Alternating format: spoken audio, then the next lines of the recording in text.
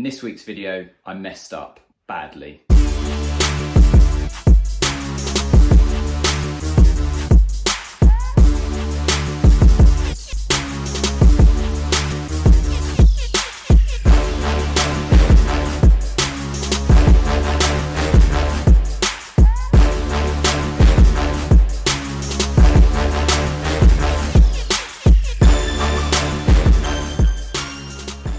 Hi, it's Mo. Welcome back to the property vlog. This week I messed up and it cost me a lot. This week I was reminded of a huge lesson, something I've known about for years and years, maybe even 10 years. Let's start with a story. So I've got a flat that I rent out in North London, amazing tenants, about to sign for another year. So I agreed to get them a bike shed so they could keep their bikes secure and didn't have to keep the bikes in the flat. So I thought, simple, order the shed, get it delivered, get someone to build it. Job's a good one. Shed's ordered and within a few days it arrives. Helpfully, the manufacturer produces a video which is on YouTube which shows you how to assemble the shed because it comes flat pack. Send this video to my handyman that I use at the flat and ask him for a quote and he comes back £220. So you're probably thinking quite rightly, £220, not a lot of money. Aren't you building out a £12 million development in Exeter? You know, it's going to take this guy a few hours to build it. Surely you're not going to argue over £220. Well, you would be right, but unfortunately I opted for the other option. See the screenshot where I said probably more than I wanted to pay and opted to build it myself. Now, I'm not exactly sure what went through my head at that moment, but it was probably a combination of it's a weekend, so I've got some spare time. I think if it had been during the week, I would have just immediately paid someone to do it. But because it was a weekend, I was like, oh, I've got a bit of time. And secondly, maybe there was a bit of an ego around like, surely I can do that. And if I do it myself, like how hard can it be? And then I can just save the £220. So I get up on Saturday, head round to the flat for 11 to get started assembling the shed. Fast forward 7.5 hours later and I send this message to my wife, basically saying, I'm calling it a day. I've broken 3 drill bits. I've not drunk any water and the shed's still not assembled. So I head home feeling a bit deflated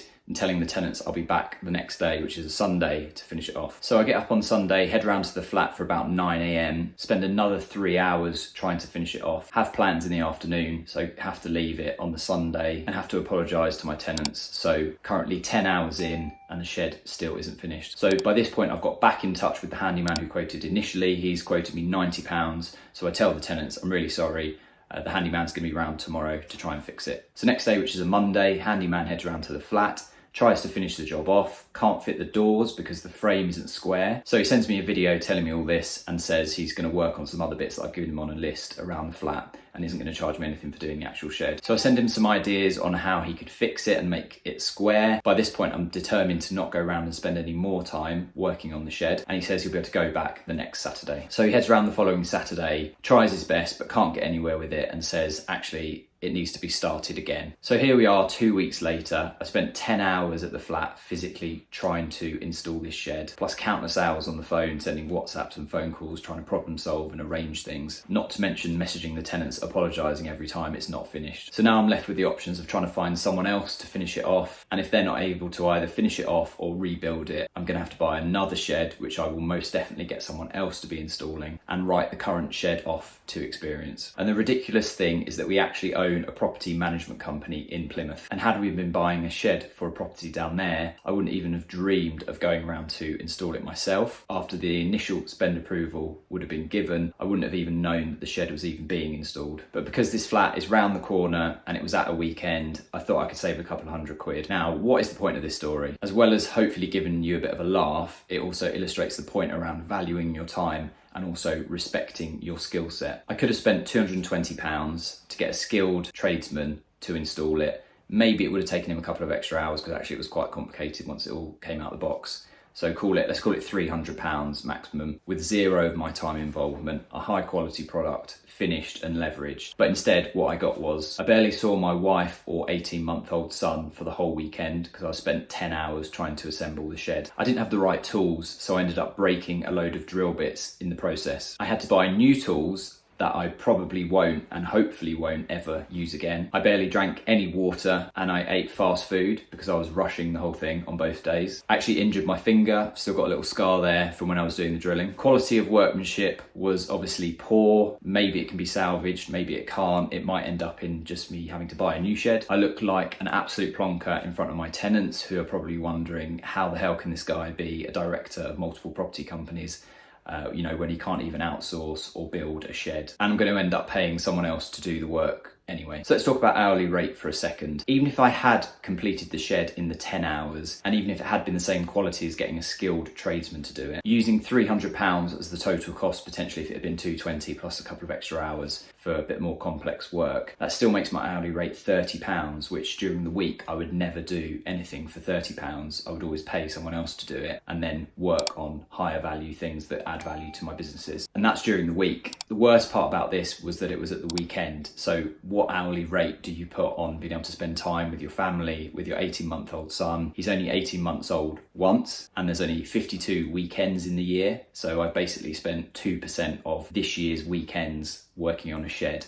that isn't even finished. So the point of my very long-winded story is to value your time and also respect your skill set. Think about what you do in your business or in your property investing that adds the most value, and what are things that only you can do. So things that add the most value or things that only you can do might be raising private investor finance, sourcing new deals and analysing new deals. It might be masterminding with other high-level property investors and developers. It might be reviewing your high-level management accounts. It might be working on assets that you can put into your business to either help you scale or systemize your business. It might be leading your teams, or it might be creating content for social media. Plus also outside of your business, what are the things that money can't buy? Spending time with friends and family. And everything else, delegate, outsource, hire for it, so you can spend your time working on higher value tasks. Just a quick side note, when we're talking about high value and low value tasks, it doesn't mean that any of these tasks are more or less important towards the business. And obviously in every business you need every type of task completed.